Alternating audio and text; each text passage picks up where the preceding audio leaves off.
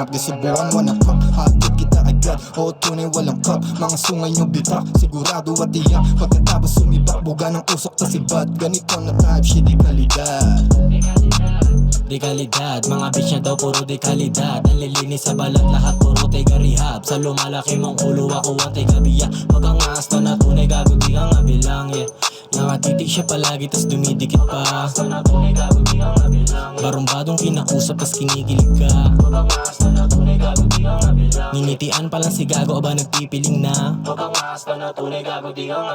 Oras ko na yung inutang, ba't naniningil pa? Mas gusto niya ata na sumama sa katulad kong weird. Pag basic na Pinoy kasama niya, hindi niya ma-feel. Di siya nagtatanim ng galit kahit di dumating yung isang katulad ko nang babarumbado sa scene.